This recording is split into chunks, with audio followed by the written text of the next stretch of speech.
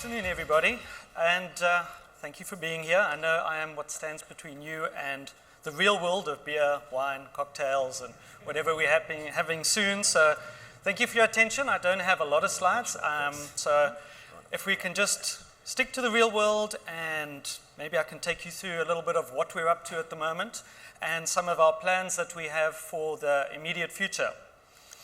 And we see a world where Bitcoin is used globally to facilitate payments. And globally means globally. We might be based in South Africa, but we have customers, as you might have seen from Lorian's talk before, all over the world. And we're very proud of that fact because it illustrates the very global nature of Bitcoin. And so maybe I could just introduce myself to start off with. I've been in banking for some time. Matter of fact, 19 years ago, I was part of a team that launched what we think might have been the world's first bank-backed digital currency. I spent a long time in banking since then, moving from various different roles, including CIO of a bank and Chief Payments Officer for a listed bank. And then I've eventually found my way back to the one real Bitcoin, the one real money. So it takes a while, but eventually, even a banker can figure it out. What we're going to talk about briefly today is about the three key products that we have and how they link together. Because you might think, what is the link between these? And I think you'll see at the end of this, there is a strategic logic between all of this. The foundation is the wallet. And Lorian's talk earlier was focusing very much on the wallet, the user experience of making sure it's really simple, really easy, really intuitive, and adding value and features onto that. I'm going to talk a little bit more about the on-ramps and the off-ramps around it, the ecosystem for merchants, and then also just a use case around remittances. Bitcoin has spoken about remittances for a long time, and we think we've got some very practical, simple, straightforward ways that actually makes a difference to people to whom that money, the remittance money, is very important. So the wallet itself, you've seen some pictures of it before, very simple, really easy way to send money to friends. So that is literally how easy it is. I'm pretty sure half of you in the audience have actually downloaded Centbee.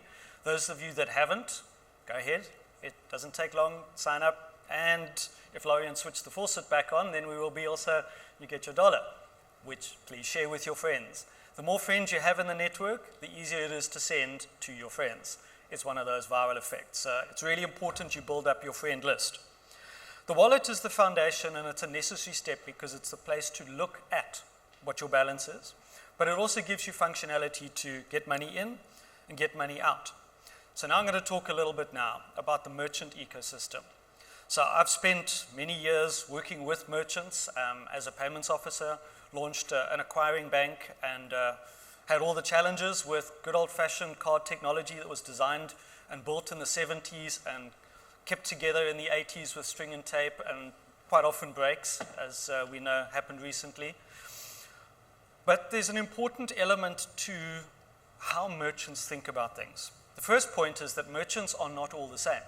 There are first-tier merchants, what are typically called first-tier, multi-lane merchants, the Tesco's, the Sainsbury's, the big department stores. Then you get your second-tier merchants, smaller stores that are typically specialty stores, fast food restaurants, etc. Smaller, typically 1 or 2 lanes. And then you get your third-tier merchants, your more informal market.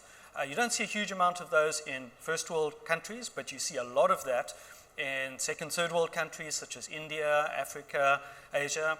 The mom and pop store on the side of the road, the guy selling services, typically uncarded. They typically don't have a payment system that they use. They're stuck with cash. So all of them need solutions. Some of them have good solutions. The first-tier merchants typically have quite effective solutions provided by the banks, even though they are quite expensive and they require a significant technology investment. Given that, those merchants are quite happy to leverage their existing investment. They don't particularly want to go out there and say, throw it away, just give me a new tablet and everything's fine. Some other types of merchant, you give them a mobile phone which is able to accept payment or show them that a customer has paid or allow them to hand cash to a customer, are very valuable to those merchants because they open up a line of business or they digitize their money.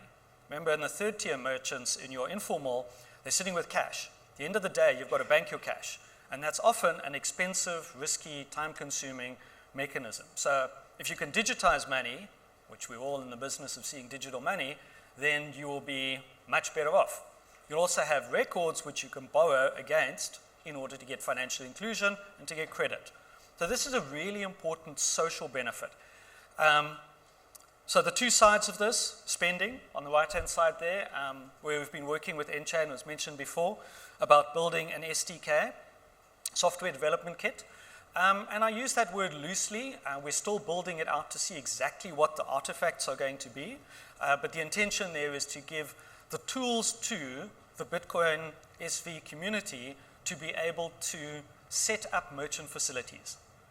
I see a world where each of you and your friends can create a business inside the payments ecosystem. You don't have to sit on your Bitcoin and hope that price goes up.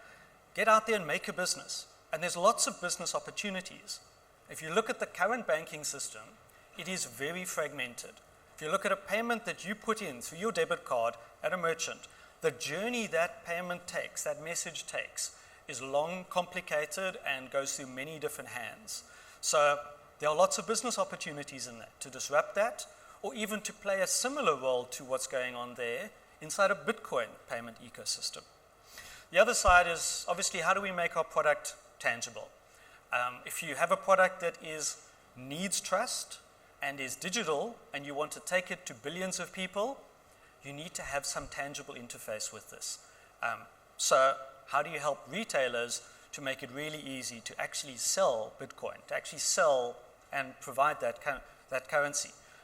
We might all be in a position where we can use exchanges and be able to send an EFT from our bank, probably multi-banked, but there's a lot of people find that cumbersome, slow, and to a lot of people inaccessible. So we're trying to find solutions to that. This is one example of making things tangible. I don't know if Martin is still in the room. We had a lot of fun a couple of weeks ago at the launch of the Brewdog in Canary Wharf. You can go and have a look at the website, the CoinGeek website, or our website for some of the videos from that. What was really impactful is watching how somebody who got Bitcoin, put it in a wallet, and spent it on a beer 5 minutes later. That quick cycle of I got something from my Bitcoin. It suddenly goes, I get it. It's not something on a screen that goes up or down. It actually bought me something valuable. It gave me, and it was something ordinary. It's not the Lambo. It's actually just a beer. And it's what people will do every day. And so we really see a world where people actually go and spend their Bitcoin on beer and coffee. And it needs to be cheap, needs to be fast, and the merchants need it to be reliable. It needs to feel to them like payment card, but better. So that's our challenge. That's our standards that we're setting up to work on. So you see an actual video grab of what was being done there. It really is that quick, and it's only the first stage. The next little piece will show you, this is the SDK that we're building. This is effectively the alpha version of that. So it's rough and ready, as every alpha version should be. And it just shows you a simple mechanism for a merchant to have a tablet or a phone, download the app and be able to take payments. So a cell phone number is required for the merchant so he can receive confirmation. Merchant types in the amount, QR code generated. Customer takes their phone from any wallet, scans it, paid. That's how a payment should work. It should be a few seconds, and that few seconds is actually not taken up at network time. That few seconds is taken up by the customer scanning that, which is similar to the time taken to take your credit card out and tap it. So that's the first version of the alpha. We will be rolling out the next version of that. Our plan is to get it out into Q1 next year. That will have a more industrial scale element to it. Because that solution might be great for a pub, a bar, a restaurant, or a plumber, or if you want to be a small merchant, great. For bigger merchants, more industrial scale merchants, it must actually fit into their existing payment system. what I said in the beginning. They've got an investment in all this kit, all this IT, all this infrastructure, and bank cards are not going to go away tomorrow. We are going to have a parallel and complementary payment system which needs to integrate into what they have, and then they can see the benefits of it, but it's got to integrate in. We can't replace yet. Replacement is a long cycle. So one of the key components is merchants say, this Bitcoin is interesting, but I'm conservative. I've got salaries to pay in pounds, so please can I get settled in pounds? And I'm selling goods marked in pounds. Please don't ask me to mark goods up in Bitcoin Cash or BSV or anything like that. So there's my goods have to be priced, and I need certainty that I'm going to get the marked price of those goods. So there's a challenge coming in between the exchange rate that is used by the wallet and the exchange rate that is used by the merchant's service provider. So we have to work through that. We use BIP70 at the moment as a mechanism for that, but there's an entity that's needed in this, and that is a payment processor that helps merchants. Think of it as an acquiring bank. Necessary also is the ISO 8583. That's pretty much the technology, the standard that all merchants are sitting with. They typically have postillions or the switches running there. So we need to be talking their language. We need to be injecting messages into that channel, and we need to be injecting authorizations into that channel that feels like they're getting a card payment. Then they go, okay, my POS terminal just said approved. That's what's necessary. And then, again, what the merchants are really looking for, markup and recon files. I think you might have heard Martin talk earlier about what was missing from the other service he was getting was how do I reconcile this? How do I classify all the receipts that I've got for the day in fiat against my expenses? How do I manage that? Which store did it? How do I bank that? When do I get settled for that? How do I reconcile that with my other stores of money? There are standard templates for mark-off and markup files. We just need to be producing them. So we hope to release this as open source. So the framework and the application, they will allow people to go and take that framework and build their own stacks on top of that, to go and build your own applications using that. And if it works out as we're hoping it to be, it'll be an open source that'll be enhanced and worked on as well, so that we can improve that, add adapters. Could be a whole industry about people who build adapters and interfaces between the exchange, the merchant, and the systems there. The next point, just in my last few minutes, is to talk about Bitcoin at till points. Again, make it really easy. Lorian spoke about this. On the app, you generate a barcode. What do merchant till points read? They read barcodes. So you get scanned with your barcode. It's really just identifying yourself onto a voucher platform, hand over your money,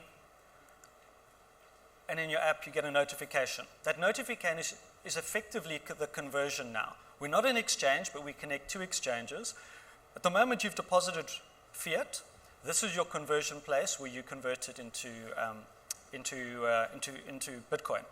The challenge here is making sure that the customers understand this process. It is a little new, but the nice part is that the merchants don't have to deal with this. As far as the merchant knows, I sold a good because I had a barcode, and I got cash, and it rang up in my till.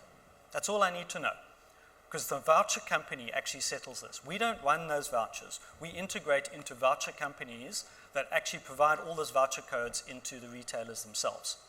So again, run off existing people's mechanisms. So we have now certified into a company called Payat. You saw that logo before.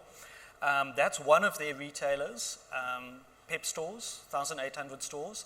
It's just the first retailer. We are now live in that physical location.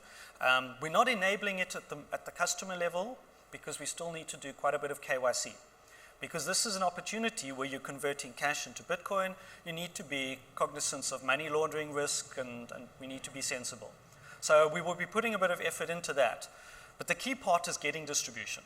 If you're going to succeed in the retail world, distribution matters. This is the first retailer. The certification for the next couple of retailers will take it up to about 100,000 lanes, which should be done by Q1 in that country. Then there's remittance, and very quick, just mention about remittance. The model, you've put your cash in, you've got a retail voucher, so we're using that retail voucher mechanism for cash in, because remittance is a cash business.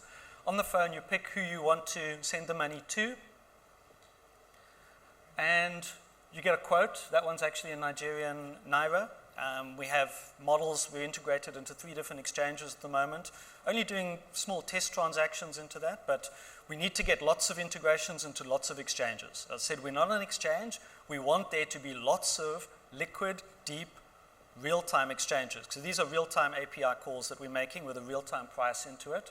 Quote to the customer, and then the customer gets a message from the mobile money provider in the country that they are receiving the money in. They don't get a message from us. The receiver needs confidence from EcoCash, MTN Mobile Money, or Zane, whichever the mobile money provider is, that they've got the money. The sender obviously gets notification, but it's important that the receiver feels confident that the money is being received. In this particular case, EcoCash has 6 million customers in Zimbabwe. It runs 93% of the financial transactions in Zimbabwe operate through mobile money, through EcoCash. The banking system's like over there.